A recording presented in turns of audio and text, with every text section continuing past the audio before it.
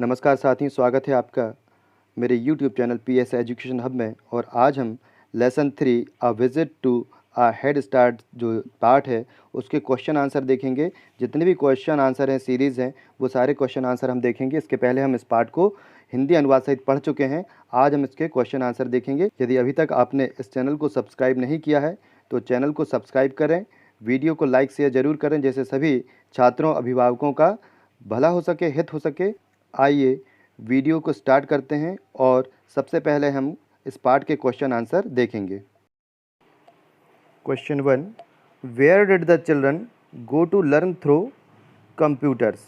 मतलब होगा इसका कि बच्चे कंप्यूटर द्वारा ज्ञान प्राप्त करने कहाँ गए। तो आंसर है द चिल्ड्रन वेंट टू जनशिक्षा केंद्र for learning through computer. Answer क्या होगा कि बच्चे कंप्यूटर द्वारा शिक्षा प्राप्त करने के लिए जन शिक्षा केंद्र गए थे। क्वेश्चन 2 है, into how many groups were the children divided. बच्चे जो हैं वो कितने समूह में बटे थे या बच्चों को कितने समूहों में बांटा गया था। Answer the children were divided into 3 groups. बच्चों को 3 समूहों में विभक्त किया गया था या बांटा गया था। क्वेश्चन 3 है, who was the 4th boy in the second row. Who was यानी कौन था, 4th यानी चौथा लड़का, इन द सेकेंड रो दूसरी पंक्ति में चौथा लड़का कौन था। आंसर है Deepak was the 4th boy in the second row. तो दीपक जो था वो दूसरी पंक्ति का चौथा लड़का था।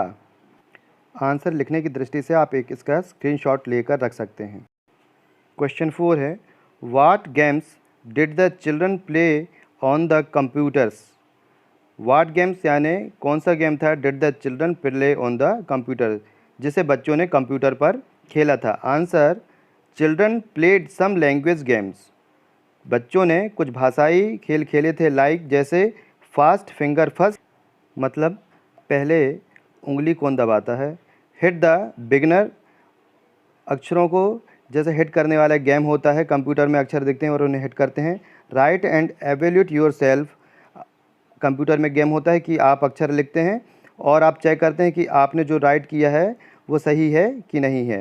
एंड वोकेबुलरी गेम्स, और कुछ शब्दकोश वाले खेल होते हैं ऑन द कंप्यूटर्स। इस प्रकार बच्चों ने कंप्यूटर पर इस प्रकार के गेम खेले, fast finger first, hit the beginner, right and evaluate your self and vocabulary games on the computer. Question 5 है, what is a multimedia lesson. ये बहुत ही इंपॉर्टेंट क्वेश्चन है, अक्सर परीक्षाओं में क्वेश्चन पूछा जाता है। इस क्वेश्चन को अच्छे तरीके से याद कर लें। आंसर है multimedia lesson uses audio visual effects along with a chance for children to work on them and find the correct answer. Multimedia lesson uses audio visual effects, यानी मल्टीमीडिया लेसन एक प्रकार का पार्ट होता है जिसमें कि audio यानी कि श्रव्य, विजुअल यानी कि दृश्य, इफेक्ट यानी कि प्रभाव होते हैं। Along with a chance for children to work on them, बच्चों को एक अवसर प्रदान करना उसके ऊपर काम करते हुए। And find the correct answer, और बच्चे उसमें करेक्ट आंसर ढूंढते हैं। यानी दृश्य श्रव्य प्रभावों से युक्त एक ऐसा पाठ जिसमें बच्चों को कुछ करने का अवसर होता है, बच्चे उसमें आंसर ढूंढ सकते हैं। इस प्रकार यह है 5वां क्वेश्चन सबसे इम्पॉर्टेंट है, इसे ज़रूर याद कर लें। क्वेश्चन 6 है, which subject had they planned to learn the next Wednesday. Which यानी कौन सा सब्जेक्ट यानी विषय, हैड दे प्लान्ड यानी कि उन्होंने कौन से लेसन को पढ़ने की, कौन से सब्जेक्ट को पढ़ने के लिए तैयारी की। To learn the next Wednesday, अगले बुधवार के दिन उन्होंने किस विषय को पढ़ने के लिए योजना बनाई थी।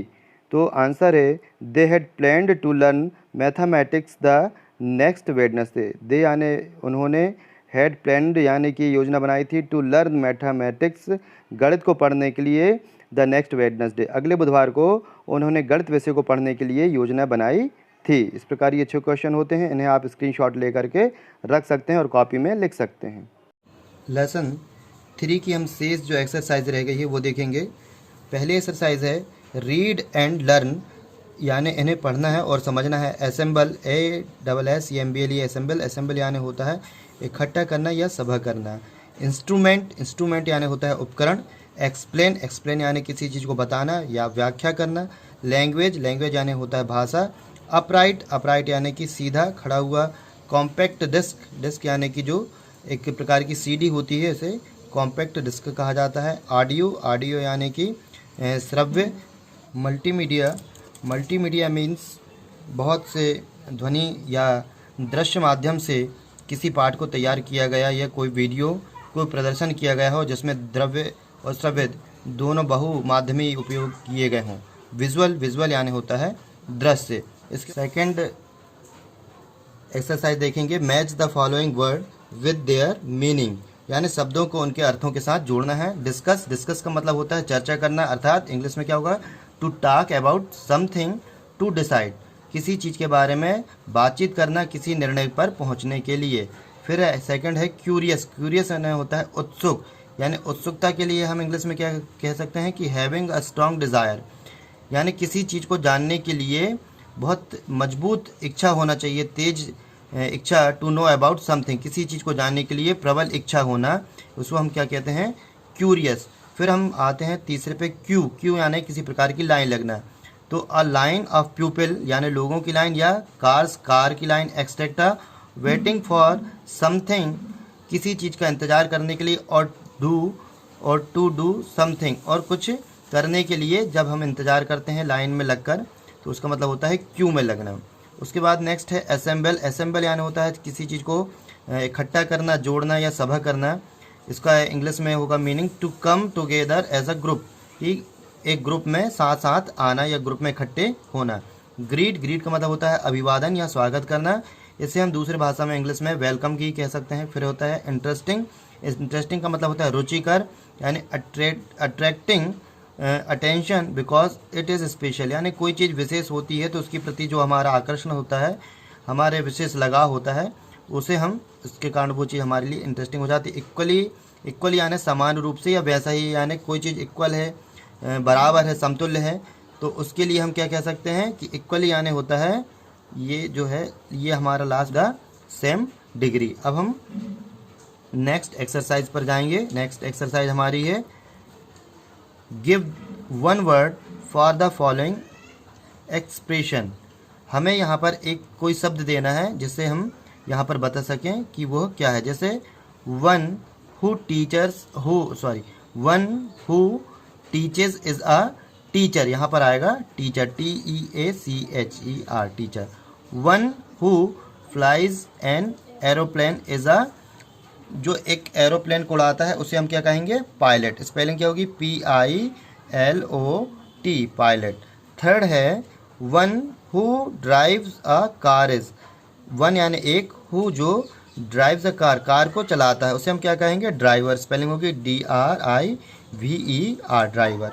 नेक्स्ट है one who treat patient is a, जो पेशेंट को ट्रीट करता है वो कौन होता है, डॉक्टर। स्पेलिंग होगी DOCTOR, डॉक्टर। क्वेश्चन आंसर हम यहाँ देख चुके हैं। अब हम चलेंगे अगली एक्सरसाइज पे, और अगली एक्सरसाइज है लेट्स लर्न, आइए सीखें। यहाँ पर है right the feminine gender of the following. Feminine gender का मतलब होता है कि यहाँ पर जो दिए गए शब्द हैं इनके स्त्रीलिंग लिखना है। प्रिंस का स्त्रीलिंग होता है प्रिंसेस, प्रिंस का मतलब होता है राजकुमार, प्रिंसेस का मतलब होता है राजकुमारी। मैन का होता है वुमेन, मैन का मतलब होता है पुरुष या आदमी, और वुमेन का मतलब होता है महिला या स्त्री। हॉर्स मतलब घोड़ा। मेयर यानी घोड़ी। लॉइन यानी शेर।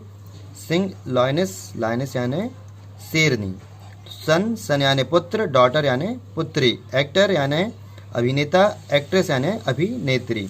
अगली एक्सरसाइज पर हम चलेंगे B, right the masculine gender of the following.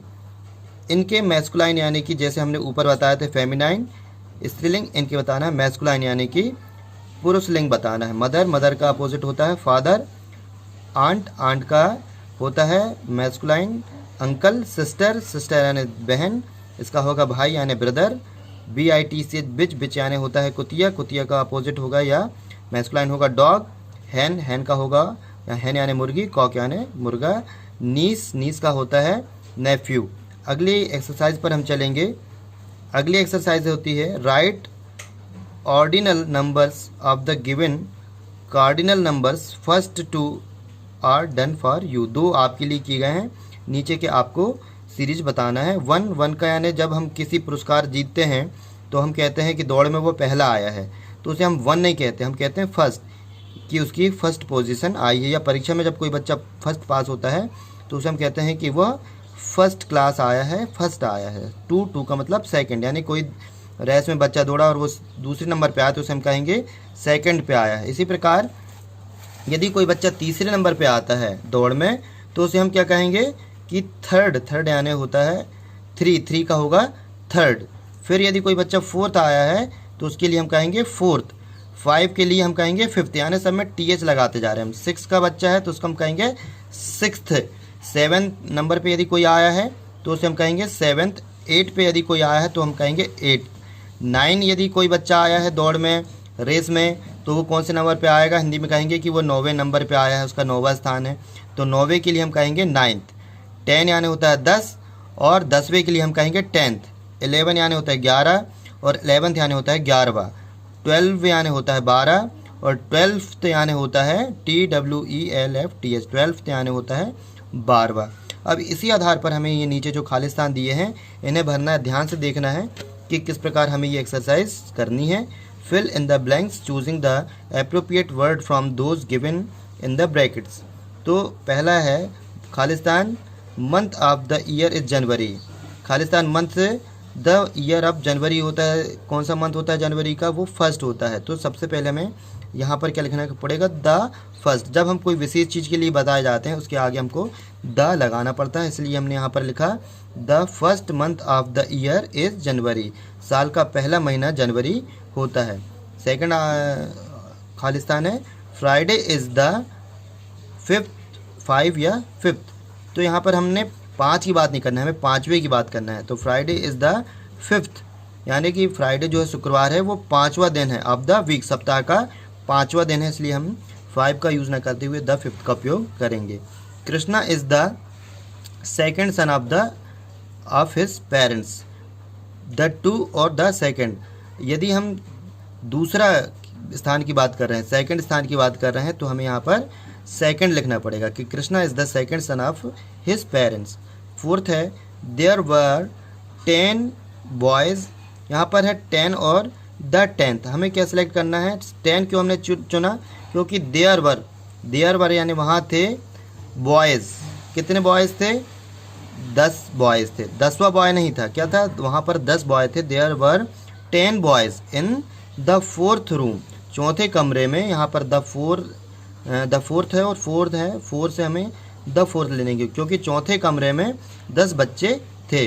फिर अगला है 7 और द 7th मैन, यानी कि कितने आदमी, 7 आदमी नहीं, 7 आदमी, इसलिए हमने यहाँ 7 लिया है। 7 man came out but I knew only the 7th man. अब यहाँ पर 7th आएगा, क्योंकि जो 7 आदमी केम आउट बाहर निकले, बट परंतु आई न्यू ओनली, परंतु मैं उसमें से केवल 7वें आदमी को ही जानता था। अगला है लेट्स टॉक। अब हमें यहाँ पर बातचीत करना। आस्क योर फ्रेंड अपने मित्र से पूछें एंड गेट, और क्या प्राप्त करना है, हिज हर रिप्लाई, उसका जवाब इन द फॉलोइंग पैटर्न, उसके उत्तर प्राप्त करना है इस पैटर्न में। क्वेश्चन है where are you sitting today, आज तुम कहाँ बैठे हो। Reply I am sitting in the 6th row today, I am sitting in the 6th row today, आज मैं 6वीं पंक्ति में बैठा हूँ। इस प्रकार हमने जो मुख्य क्वेश्चन आंसर थे इस लेसन के वो देख लिए हैं। अगले वीडियो में हम अगले पाठों के जो क्वेश्चन आंसर है उन्हें पढ़ेंगे, सीखेंगे, जानेंगे। तो इस वीडियो को लाइक ज़रूर करें, शेयर करें, और चैनल को सब्सक्राइब नहीं किया है तो चैनल को सब्सक्राइब भी कर लें। धन्यवाद।